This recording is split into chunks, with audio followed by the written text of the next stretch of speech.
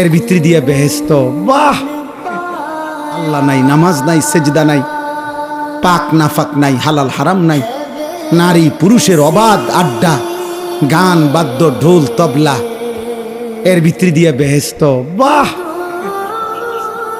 একটা চিপস কিনে দিলে একটা বাচ্চাকে, একজন ভদ্র মার্জিত ফ্যামিলির মানুষ তাদের বাচ্চাকে শিখায়, আব্বু আঙ্কেলকে থ্যাংক ইউ দাও, আঙ্কেল তোমাকে একটা চিপস কিনে দিছে, 10 টাকার একটা চিপসের জন্য বাবা শিখাইছে, মা শিখাইছে, আঙ্কেলকে ধন্যবাদ দিতে হয়। আর এই কায়নাতের সব কিছু দিয়ে যিনি আমাকে লালন করছেন তাকে সেজদা দিতে হয় না? এইটুকু শিখাইলেন না? কি ভদ্রতা শিখাইলেন, কি আদব শিখাইলেন বল।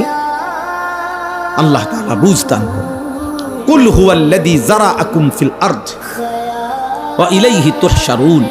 আল্লাহ তাআলা বলেন, হে নবী আপনি বলে দেন, আল্লাহই তোমাদেরকে গোটা পৃথিবীতে ছড়িয়ে দিয়েছেন। কে কোন জেলায়, কে কোন দেশে, কে কোন ভাষায়, হ্যাঁ, সব কিছুর ফয়সালা কার? আমরা কেন কুমিল্লায়, তারা কেন রংপুর, আমরা কেন বাংলাদেশে, তারা কেন সৌদি আরবে, কার ফয়সালা? আল্লাহ। সব মানুষকে জমিনের বিভিন্ন অঞ্চলে আল্লাহ ছড়িয়ে দিয়েছেন।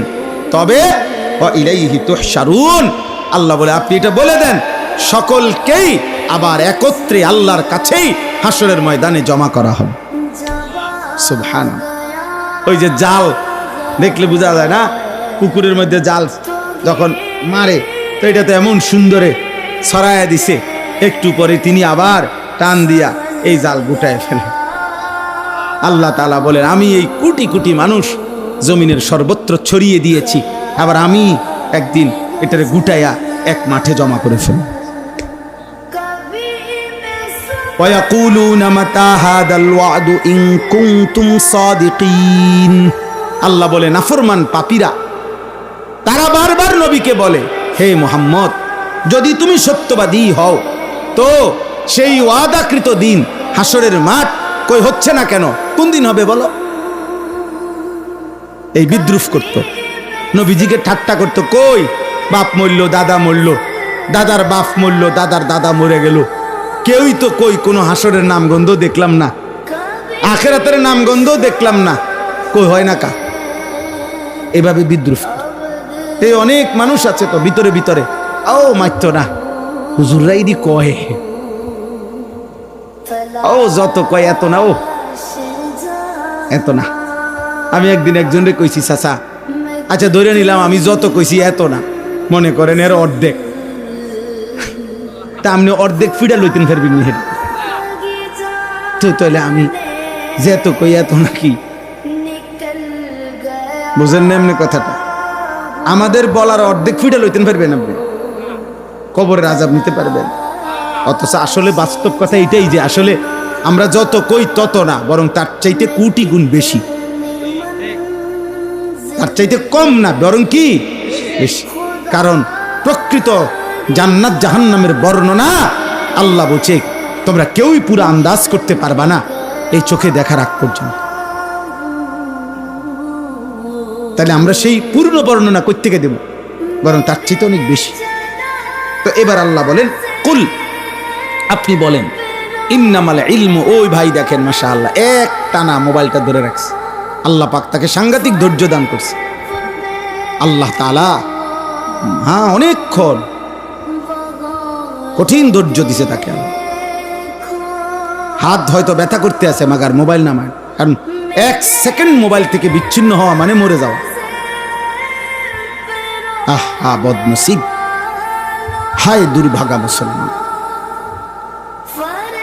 কুল ইন্নামাল ইলমু ইনদাল্লাহ, আল্লাহ বলেন হে নবী আপনি বলেন নিশ্চয়ই কিয়ামতের পূর্ণ ইলম ঠিক ফু দিবে কোন দিন, হাসরের মাঠ হবে কোন দিন, সে সবটাই একমাত্র ইলম আল্লাহর নিকট। কার নিকট? ওয়া ইন্নামা আনা নাযীরুম মুবিন, আমি শুধু আল্লাহর পক্ষ থেকে স্পষ্ট ভয় প্রদর্শন করছি।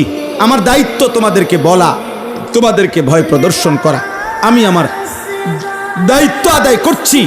আর প্রকৃত পক্ষে ঠিক কোন দিন ইসরাফিল ফু দিবে সেই ইলম কার কাছে? ফালাম্মা রাআউহু যুলফাতান সিআত বুজুহুল লাযিনা কাফারু ওয়া ক্বিলা হাদাল্লাযী কুনতুম বিহি তাদউন। আল্লাহ বলেন সত্যি সত্যি একদিন হঠাৎ যখন ইসরাফিল ফু দিবে আর হাসরের মাঠ কায়েম হবে, সবগুলো বেঈমান কাফের তাদের চেহারাটা হাসরের ময়দানকে যখন সত্যি সত্যি দেখবে তখন চেহারাটা কালো হয়ে যাবে। আর ফেরেশতারা বলবে, হে বেঈমান, এটাই সেই দিন যেদিন দুনিয়ায় অহংকার করে তুমি বারবার দাবি করতা হয় না কা হয় না কা। এই হইল আজকে, আজ হইল, আজ হইল, এটাই সেই দিন। এবার আল্লাহ বলেন, কুল আরাআইতুম ইন আহলাকানি আল্লাহু ওয়া মান মাইয়া আও রাহিমানা ফামান ইউজিরুল কাফিরিনা মিন আযাবিন আলীম।